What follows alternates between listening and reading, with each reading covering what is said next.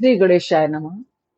मैं सुचिता त्रिपाठी अपने चैनल शाश्वत एस्ट्रो योग में आप सभी का दिल से स्वागत करती हूँ।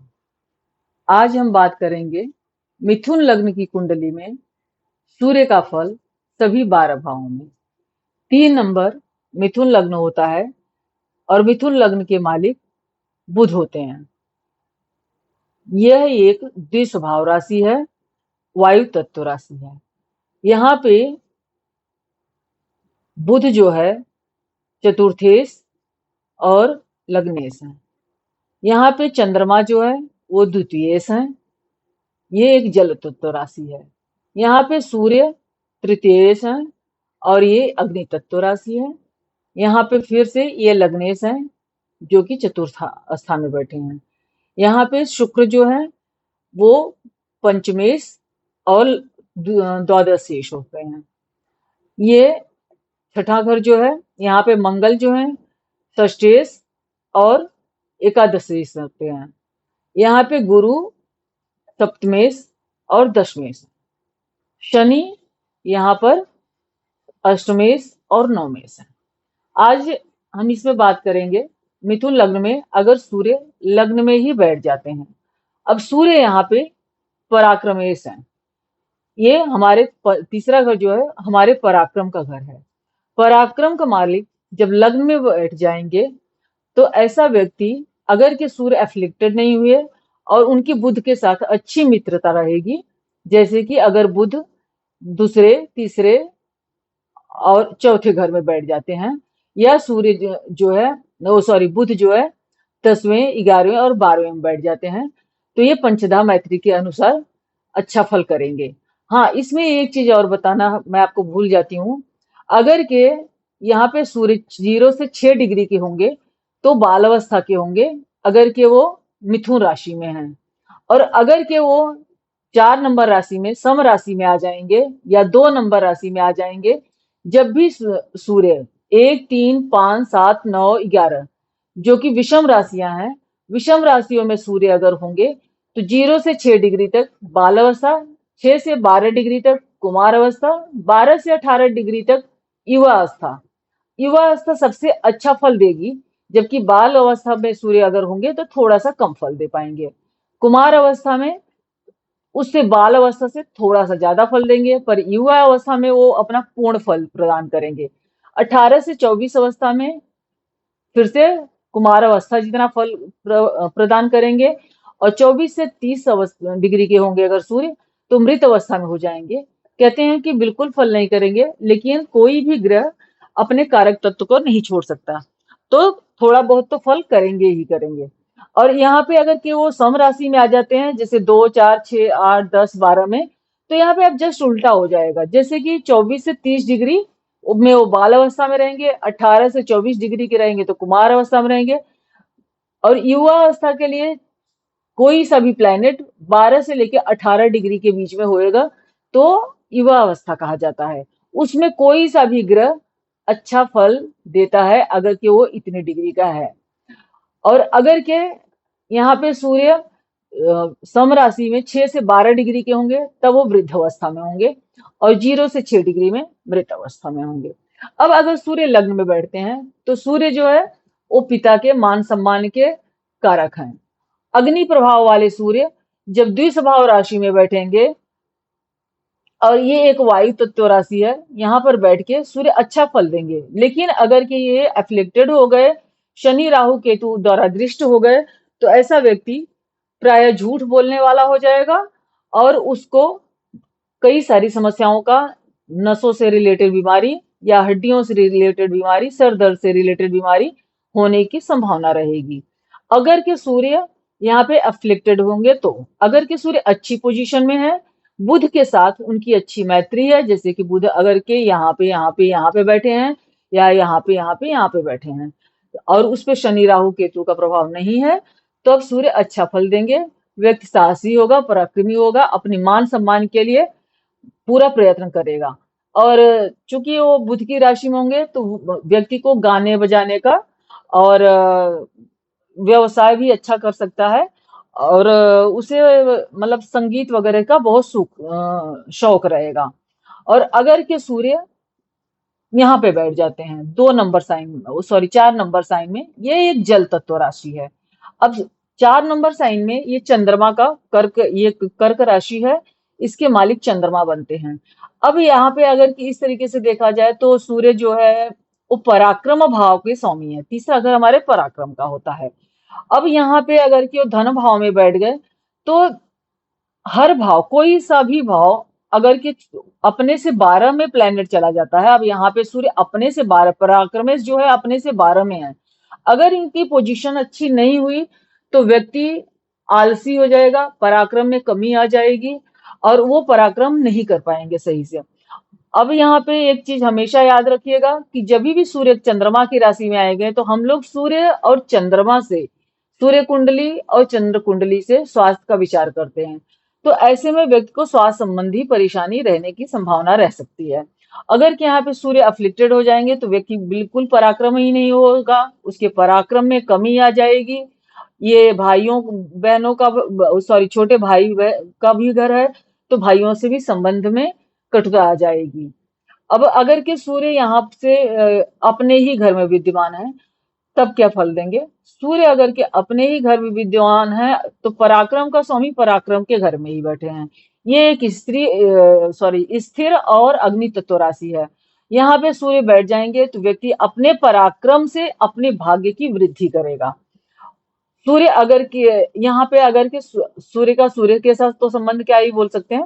अगर के सूर्य यहाँ पर बैठे हैं तो व्यक्ति बहुत पराक्रमी होगा, बहुत साहसी होगा और अपने पराक्रम से बहुत सारी यात्राएं करेगा और अपना बहुत अच्छा मान सम्मान बना लेगा। अगर के सूर्य यहाँ से यहाँ पे आ जाते हैं चतुर्थ स्थान में, अब ये लग्नेश का घर है। अगर के चौथे घर में आ गए सूर्य तो माता के स्वास्थ्य में थोड़ी सी कमी देखने को मिलती है, क्योंकि यहाँ पे सूर्य फिर से द्विस्वभाव राशि में आ गए। और द्विस्वभाव राशि मतलब लग्नेश भी और चतुर्थेश भी। हाँ, लग्नेश जैसे कि द्विस्वभाव राशि है तो उसमें व्यक्ति कंफ्यूज रहना, कंफ्यूजन की स्थिति रहना, या काम को करता हूँ नहीं करता हूँ इस तरह का विचार उत्पन्न करता है, या डिसीजन लेने में देर कर देते हैं जिसकी वजह से मतलब हाथ में आए हुए मौके भी निकल जाते हैं। अब यहाँ पे सूर्य बैठेंगे सुख भाव में, तो ये एक पराक्रम से दूसरा घर हो गया। यहाँ का स्वामी जब अपने से दूसरे घर में बढ़ेगा बैठेंगे तो वो अपने पराक्रम में वृद्धि करेंगे, भाइयों का सुख भी मिलेगा, या भाई से हेल्प मिलके उनको सारे सुखों की प्राप्ति होगी। लेकिन यहाँ पे सूर्य बैठेंगे तो माता की स्वास्थ्य में, माता का घर है चौथा घर, यहाँ पे सूर्य अफ्लिक्टेड हो गए अगर के तो माता की सुख में कमी कर देंगे। अगर के सूर्य यहाँ पे आते हैं पंचम भाव में, काल पुरुष की कुंडली के अनुसार पंचम भाव जो है उस सूर्य का खुद का घर है, लेकिन यहाँ पे सूर्य नीच के हो जाते हैं। अब ये चर राशि है, चर राशि है मतलब सूर्य के लिए मतलब अग्नि प्रज्वलित करना, आग और क्या बोलते हैं अपना, आग और हवा का जो है आपस में संबंध अच्छा है, लेकिन यहाँ पे वो नीच के हैं। तो हो सकता है कि अगर कि ये खराब स्थिति में हो गए, शुक्र के साथ इनकी स्थिति खराब हो जाती है, क्योंकि शुक्र यहाँ पे द्वादशेश भी हैं। तो कभी भी ठीक है, वो एक केंद्र के मालिक हैं तो ये बहुत खराब फल नहीं देंगे, लेकिन फिर भी यहाँ पे सूर्य हैं तो हो सकता है कि व्यक्ति के एजुकेशन में थोड़ी सी बाधा या रुकावट आने की संभावना बन जाती है। लेकिन फिर भी व्यक्ति यहाँ पे सूर्य बैठेंगे तो परिश्रम करके, अगर के खुद के ऊपर डिसिप्लिन रखे, मतलब जैसे ये लव अफेयर का भी घर है, जुआ सट्टा का भी घर है, यहाँ से वो पंचम में बैठेंगे तो एकादश लाभ भाव को देखेंगे, अपनी उच्च राशि को देखेंगे। तो हो सकता है कि व्यक्ति बहुत पढ़ा लिखा ना हो तो भी अपने, अगर कि वो डिसिप्लिन में रहे तो वो अच्छा इनकम, अच्छी अर्निंग कर सकता है, क्योंकि ये हमारे आय का घर है और यहाँ सूर्य उच्च के होते हैं। अब अगर सूर्य 6th हाउस में आ जाते हैं, छठा घर जो है रोग ऋण शत्रु का होता है। अब पराक्रम का स्वामी अपने से 1 2 3 4 पराक्रम से सुख तो दिलाते हैं, क्योंकि कोई भी प्लेनेट अपने से किस घर में गया है तो उसका भी विचार करना पड़ता है। तो बेशक से छठा घर रोग ऋण शत्रु का है, और वैसे भी बोला जाता है त्रिषडाय, तीसरे छठे और 11वें के स्वामी अच्छा फल नहीं देते। यहाँ पे सूर्य जो है ये इस स्थिर राशि में आ जाएंगे। और स्थिर राशि में आने की वजह से यहाँ पे थोड़ा सा व्यक्ति मतलब डिसिप्लिन में सोच विचार के निर्णय करने वाला हो जाएगा। और हो सकता है कि यहाँ पे वो अपने शत्रुओं द्वारा या शत्रुओं से विजय प्राप्त करके या शत्रुओं से मतलब लाभ उठा सकता है। लेकिन अगर कि एफ्लिक्टेड होंगे तो शत्रुओं की वजह से उसका अनावश्यक धन खराब होने की संभावना बनेगी। और अगर के सूर्य यहाँ पे आ जाते हैं तो कहा तो जाता है कि सूर्य अगर के शत्रु राशि में, ओ सॉरी, गुरु के, यहाँ पे सूर्य गुरु की राशि में है। गुरु की राशि में होने की वजह से, और सातवां घर हमारी मैरिड लाइफ का होता है। अब ये मैरिड लाइफ का घर है तो हम सोचेंगे कि देखते ही एक नजर में कि अरे सूर्य तो मैरिड लाइफ के घर में बैठ गए, अब ये हमें खराब प्रभाव करेंगे और मैरिड लाइफ को डिस्टर्ब कर देंगे। लेकिन नहीं, यहाँ पे सप्तम में सूर्य अगर के बैठेंगे तो ये धनु राशि है, गुरु की राशि है। अगर के गुरु के साथ, और गुरु यहाँ पे 6 8 12 के लॉर्ड नहीं है, अगर गुरु यहाँ से दूसरे तीसरे चौथे या 10वें 11वें 12वें घर में है और सूर्य के साथ अच्छी मित्रता में है, तो यहाँ पे उन जो भी वाइफ मिलेगी वो उनके कर्म के स्थान पे, कर्म भाव में हेल्प करने वाली होगी।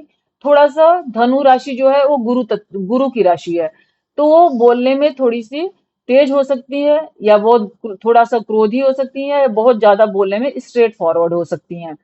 तो यहाँ पे बस ये मैरिड लाइफ में इतनी ही समस्या आने की संभावना रहेगी। यहाँ पे बैठ के सूर्य लग्न को देखेंगे, और वो व्यक्ति, कहते हैं ना, प्लेनेट जहाँ पे देखता है वहां पे ज्यादा अच्छा फल करता है। तो लग्न को देखेंगे तो व्यक्ति काफी साहसी हो जाएगा और वो अपनी साहस से धन अर्जन करेगा। अगर के सूर्य यहाँ पे आ जाते हैं शनि के घर में, सॉरी, अगर के सूर्य यहाँ पे आ जाते हैं 8th हाउस में, 8वां घर जो है वो हमारे रिसर्च, ऑकल्ट साइंस या डेप्थ नॉलेज का घर है। अब यहाँ पे सूर्य आएंगे तो व्यक्ति, लेकिन अब ये शनि का घर है। शनि के घर में यहाँ पे सूर्य जो है पृथ्वी तत्व राशि में है। हालांकि ये चर राशि है, लेकिन यहाँ पे सूर्य पृथ्वी तत्व राशि में है। पृथ्वी तत्व राशि में, अग्नि तत्व राशि में तो वो बहुत अच्छा फल करते हैं, लेकिन पृथ्वी तत्व राशि में आने के बाद सूर्य क्या करेंगे, हालांकि ये उनके पुत्र का घर है, लेकिन वो 8वां घर है। 8वां घर कितना भी कोई बोल ले, प्रॉब्लम और बीमारियां तो देता ही है। हाँ, यहाँ पे बैठ के अगर कि उनकी पोजीशन अच्छी है शनि के साथ, वो पंचधाम मैत्री में अच्छी पोजीशन पे हैं और डिग्री वाइज वो अच्छे हैं, तो ऐसे सूर्य या जुपिटर की कहीं से दृष्टि पड़ रही है, यहाँ पे जुपिटर की दृष्टि पड़ने के लिए जुपिटर यहाँ पे बैठे होने चाहिए, तो यहाँ से वो 7वीं दृष्टि से देखेंगे। और अगर जुपिटर वहां यहाँ पे हुए तो दो 1 2 3 4 5, 5वीं दृष्टि से देखेंगे। अगर गुरु की दृष्टि पड़ती है तो ऐसे में व्यक्ति को अनअर्न मनी, मतलब बिना कमाया पैसा या पैतृक संपत्ति आदि मिलने की संभावना रहती है।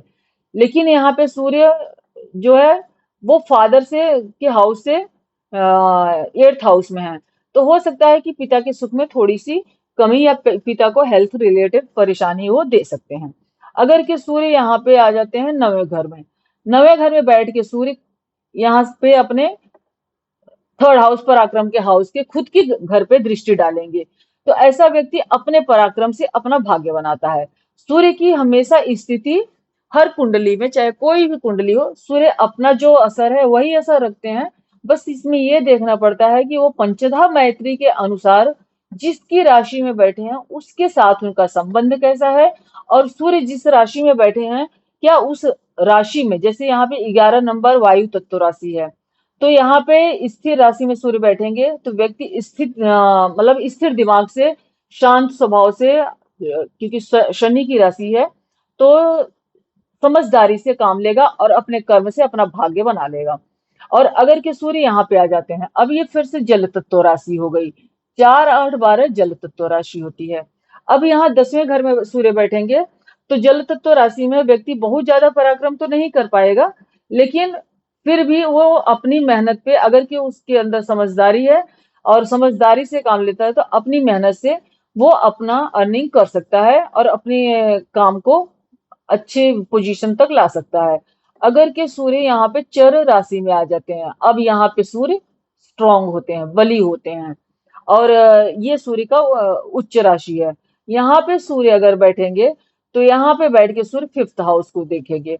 यहाँ पे सूर्य की अगर महादशा अंतरदशा होती है, सूर्य में शनि की अंतरदशा आ जाती है, तो ऐसी स्थिति में यह सूर्य में शुक्र की अंतरदशा आ जाती है। बेशक से ये त्रिकोण का स्वामी में शुक्र भी है, लेकिन यहाँ पे ये 12वें का भी लॉर्ड है, तो यहाँ पे लव अफेयर या संतान आदि में समस्या दे सकते हैं। लेकिन कभी भी कोई भी क्रूर प्लेनेट अगर के 3, 6, 8, 12 में बैठता है तो वहां पे अच्छा फल करता है। तो पैसे वाइज तो यहाँ पे वो कोई समस्या नहीं देंगे, पर हेल्थ वाइज वो समस्या दे सकते हैं। अगर के सूर्य यहाँ पे आ जाते हैं स्थिर राशि में, 12वें घर में, मोक्ष के घर में, अब ये अगर के मोक्ष के घर में आ गए हैं, तो यहाँ पे आने के बाद सूर्य यहाँ पे आने के बाद व्यक्ति अपने पराक्रम से अगर कि सदगतों सद कार्यों में दिमाग लगा के काम करता है, तब तो वो अपने काम भर का कमा लेगा। लेकिन अगर कि ऐसा नहीं करता, तो यहाँ से सूर्य सिक्स्थ हाउस को देखेंगे। यहाँ पे क्या होगा, उसका ज्यादातर पैसा रोग, ऋण, शत्रु या बीमारियों में व्यय होगा, हॉस्पिटल्स में खर्चा होगा। लेकिन अगर सूर्य का शुक्र के साथ अच्छी पोजीशन है, क्योंकि शुक्र जो है वो पंचम भाव के भी कारक हैं, अगर क्यों शुक्र के साथ उनका पोजीशन अच्छा हुआ, तब वो व्यक्ति अपने अर्निंग अच्छी कर लेगा और विदेश में अपना भाग्य बना लेगा। मेरे सूर्य मिथुन लग्न में सूर्य का 12 भावों में प्रभाव आप लोगों को कैसा लगा? अगर अच्छा लगा तो कृपया मेरे चैनल को लाइक सब्सक्राइब कीजिए। अगर कोई सुझाव है तो उसको कमेंट बॉक्स में दीजिए। कल हम बात करेंगे कर्क लग्न में सूर्य का 12 भावों में फल। धन्यवाद।